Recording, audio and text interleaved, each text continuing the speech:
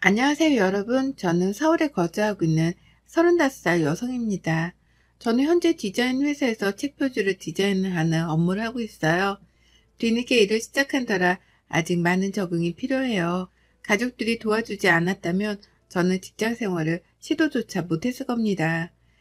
제가 들려드릴 이야기는요, 우리 시어머니와 시누이 남편 이야기입니다. 제가 시어머니 뒷담화를 하려는 건 아니고요. 시누이 남편 덕분에 나름 속 시원했었던 일이 있어서 그 이야기를 해볼까 해요. 그날을 계기로 시어머니와 제 사이가 더 돈독해지기까지 했답니다. 오해하실까봐 미리 말씀드리는데 저 시어머니랑 사이 좋답니다. 물론 초반에는 많이 삐그덕거리긴 했지만요.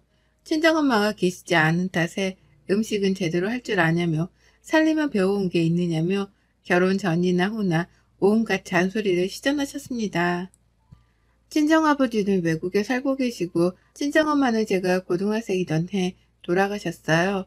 그러니 당연히 살림을 제대로 배운 기회도 없었고 여러모로 한참 가르침을 받아야 했죠. 그래도 제 나름대로 잘 살아왔다고 자부했는데 매번 하는 행동마다 지적질 당하니 여간 힘든 게 아니었죠. 예, 빨래는 당연히 색깔별로 구분해서 빨아야 하는 거야.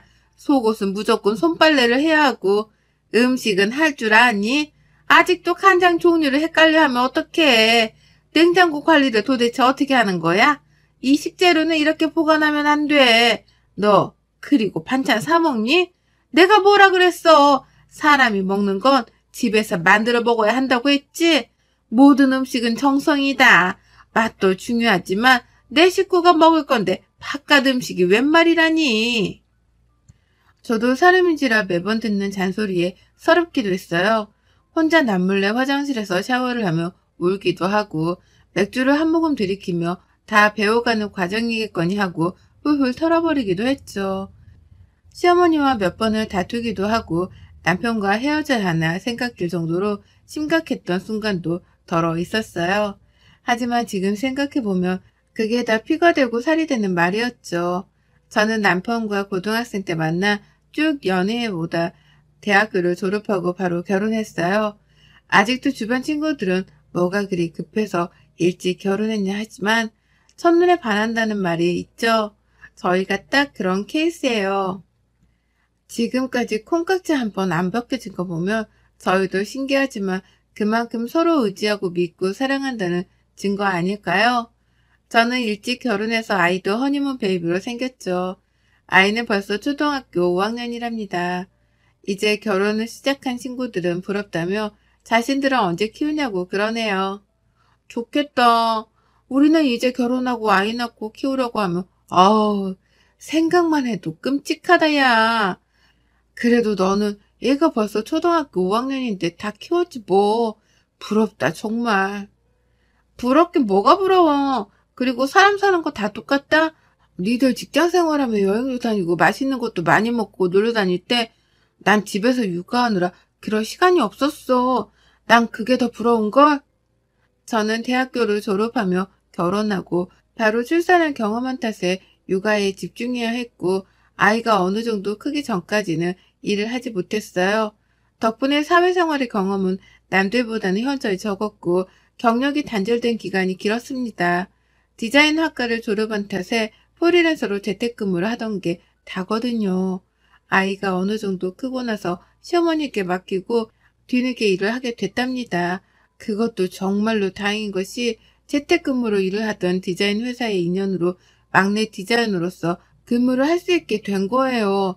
처음으로 시작한 사회생활이었기에 누구보다 잘해내고 싶은 욕구가 강했고 아이도 스스로 무언가를 할 줄 아는 나이가 되었다고 생각해 일을 해도 되겠다 생각했죠. 혼자만의 생각으로는 도저히 감당해낼 자신이 없었기에 남편과 시어머니에게 고민을 털어놓았죠. 그랬더니 웬일로 아이를 봐주겠으니 하고 싶은 대로 해보라며 저를 지지해 주셨어요. 그렇게 설레는 첫 직장 생활을 하게 된 거랍니다. 신우이도 재작년에 오래 연애한 남자친구와 아이가 생겨 결혼했고 올해 복직해 시어머니가 신우이의 23개월 된 아이까지 봐주고 계세요. 저희는 늘 시어머니에게 죄송하기도 하고 감사하기도 하고 그래요. 그래서 집도 시댁 근처로 이사와 서로 자주 왕래하며 지낸답니다. 신우이도 남편보다 한 살 아래고 친누이 남편도 저희 부부와 동갑이라 자주 만나고 이야기도 잘 통해서 거의 친구처럼 지내고 있어요. 저희 시어머니는 말 그대로 옛날 분이세요. 집안일도 깔끔하고 야무지게 잘하셔서 정말 주부 백단 수준이랍니다. 음식 솜씨도 좋으셔서 밖에서 외식은 거의 하지 않으시고 웬만하면 직접 만들어 드세요. 요즘 애들은 어떤 음식을 좋아한다니? 수혁이가 요즘 밖에서 떡볶이며 감자튀기며 잔뜩 사 먹던데 요즘 애들이 좋아하는 음식이 뭐라니? 글쎄요. 요즘 애들이 좋아하는 게 다 거기서 거기 아닐까요? 왜요? 어머니도 드시고 싶으세요? 제가 사드릴까요? 아니, 사 먹기는 무슨, 내가 언제 그런 거 사 먹는 거 봤니? 수혁이 학교 가고 아람이 어린이집 가고 나면 남는 시간에 공부 좀 해볼까 하고 내가 요리를 좋아하니까 그런 걸 배우면 좀 낫지 않을까 싶어서. 혼자 무료하게 계시는 것보다는 나을 것 같아요. 얘들도 어머니 음식 잘 먹고 하니까 괜찮은 방법 같아요. 그렇게 아이들 입맛에 맞춰 음식을 배우고 싶으시다고 아이들 학교 어린이집을 보내놓고 요리학원까지 다니신답니다. 저희 시어머니는요. 여자는 그저 집안일을 하며 남편 내조에 힘써야 한다. 라는 고전적인 생각을 가지신 분이지만 가족을 생각하는 마음 하나만은 정말 최고세요. 물론 처음에는 어린 마음에 그런 시어머니가 적응이 되지 않았고 어렵기만 했죠. 한 번은 제가 임신 8개월쯤 배에 갑자기 묵직한 통증이 온 적이 있었어요. 막달이 다 되어가니 배가 뭉치는 증상인가 보다 하고 병원에서 처방받은 진통제를 먹으며 3일 정도를 버텼거든요. 마침 남편이 해외로 출장을 가 있는 상태여서 집에 저 혼자 있었는데 하필 혼자 있을 때 배가 너무 아파서 소리도 못 내고 끙끙 앓고 있었어요. 거의 기절하다시피 거실에 쓰러져 있었는데 마침 반찬거리를 주러 오셨던 시어머니가 저를 발견하시고는 급하게 119를 불러 병원으로 갔죠. 어머니, 저 배가 너무 아파요. 저 이러다 정말 죽을 것 같아요. 살려주세요, 어머니요. 아니, 얘가 왜 이래? 의사 선생님, 얘 좀 어떻게 해주세요. 우리 며느리 좀 살려주세요.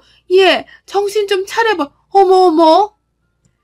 저는 극심한 고통에 정신을 잃었고 응급실에 실려가 여러 가지 검사를 받은 결과 담석증과 맹장염이 같이 온 거였어요. 지금 거의 맹장이 터지기 직전이에요. 임산부라 함부로 수술을 할 수도 없는 노릇이니 몇 가지 검사를 더 해본 뒤 내일 아침에 바로 수술을 하도록 하죠. 그동안 어떻게 버티셨어요? 이 지경이 되도록 뭐하고 계셨어요? 여기서 더 심했으면 당장 아이를 출산해야 했을 수도 있었어요. 그만큼 위험했단 소리입니다. 하지만 지금 상태를 보니 다행히 심각한 상태는 아니군요. 진통제를 놔드릴 테니 잠시 진정 좀 하시고 아침 때 다시 만납시다. 아기가 어떻게 되는 줄 알고 잔뜩 겁을 먹은 저는 시어머니의 손을 잡고 그저 눈물을 흘리기 바빴죠.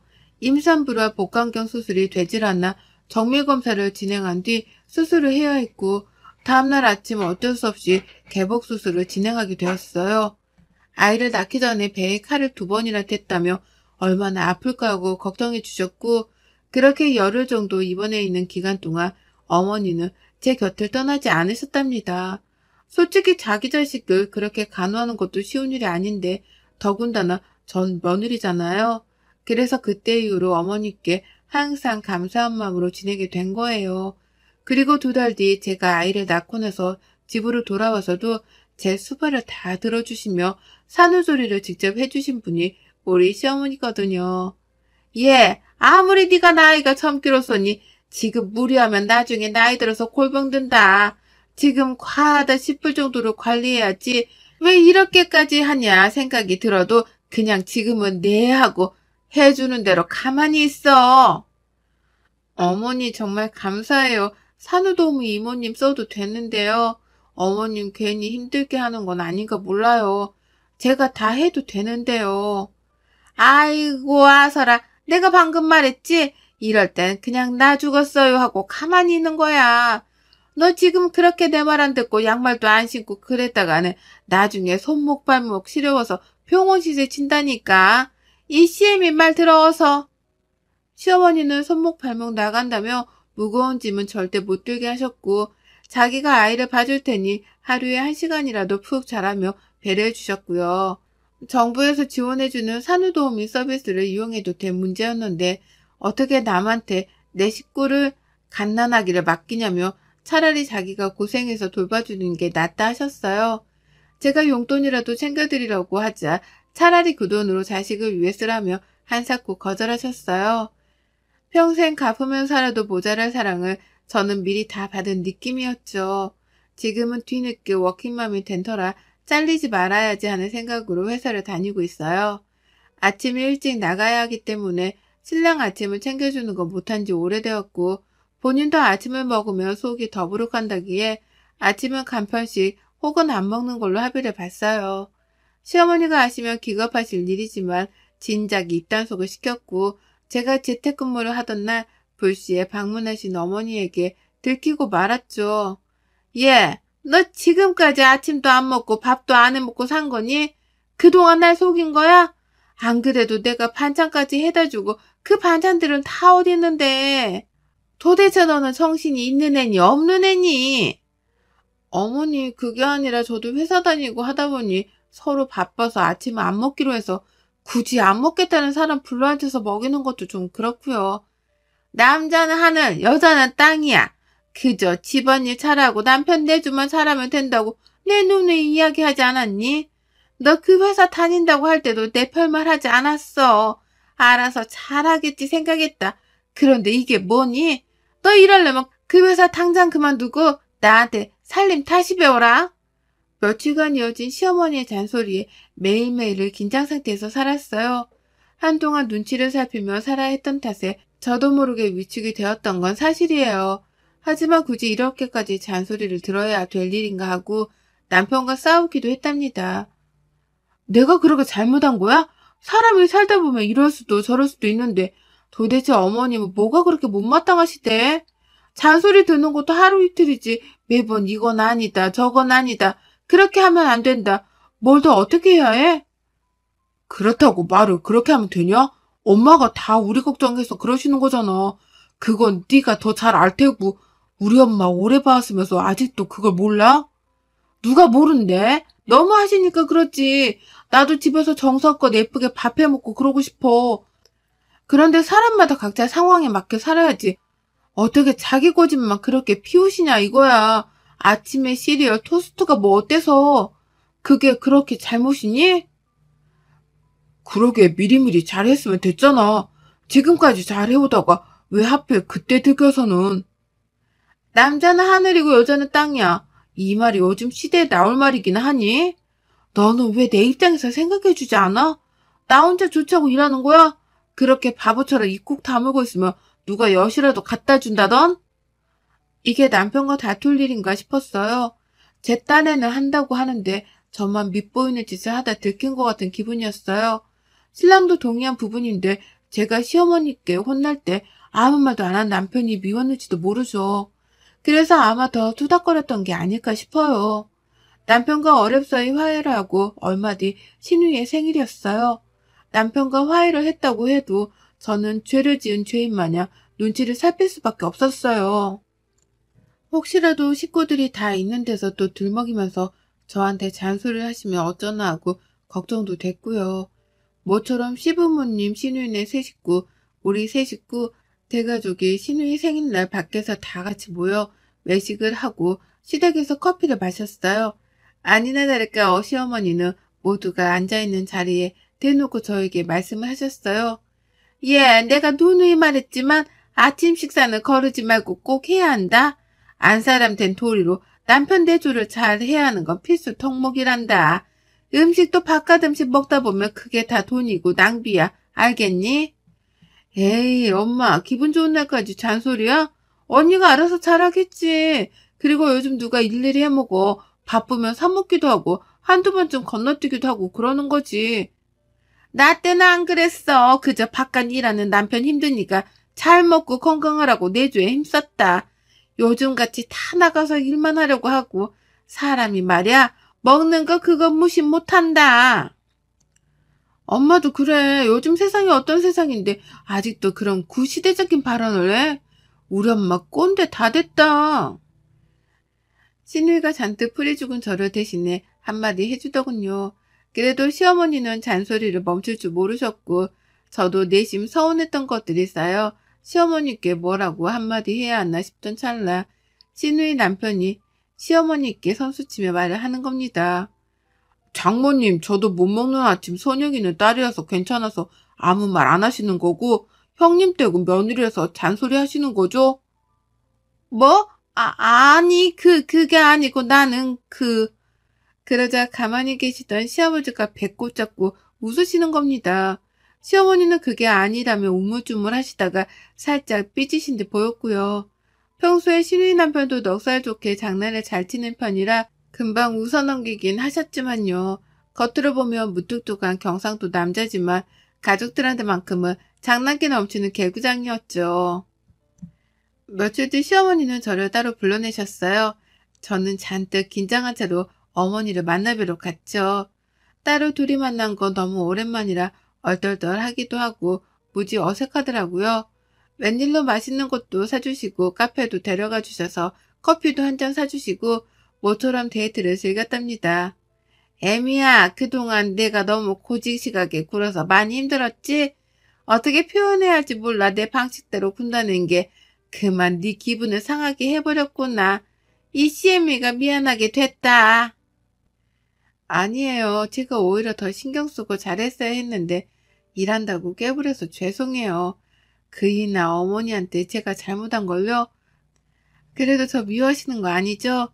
라며 애교를 부렸어요. 시어머니는 인자하게 웃으시더니 저에게 한마디를 건네시는 겁니다. 몇 년이 지났어도 그 한마디가 계속 귀에 맴돌더군요. 며느리도 사람이고 누군가의 딸이고 자식이야.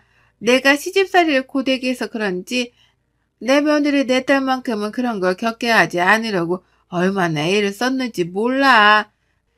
그게 너희들한테는 잔소리가 되었을지언정 너희에게 피가 되고 살이 된다는 생각에 내 나름의 방식을 몰아붙였던 것 같다.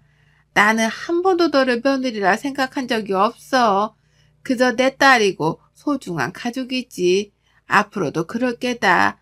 내 성격이 둥글지 못한 탓에 표현을 잘 못한다만 알아서 잘 새겨들어. 엄마가 사랑한다. 우리 며느리 내 딸아. 아마 시어머니가 저를 따로 불러내 데이트를 즐기지 않았다면 선뜻 나서서 저에게 먼저 미안하다고 말씀하지 않았으면 지금쯤 아마 서로 왕래도 안 하고 어색함만 감도는 고부지간이 되었을 거예요. 철없는 나이에 시집와 지금까지 시어머니가 안 계셨으면 어땠을까요? 제겐 정말 친정엄마나 다름없는 우리 시어머니 제가 좋아할만 하죠? 물론 저도 사람인지라 마냥 기분이 좋지만은 않지만 시어머니의 진심을 알게 된 이후로는 제가 더 잘하려고 노력하답니다. 어머니가 바라시는 것처럼 완벽하지는 않지만요. 그렇게 맞춰가는 게 가족 아닐까요? 제 사연 어떠셨나요? 지루하진 않으셨나 걱정되네요. 제 사연이 많은 공감이 되었으면 좋겠습니다. 감사합니다. 여러분의 생각은 댓글로 남겨주세요. 오늘도 시청해 주셔서 정말 감사합니다.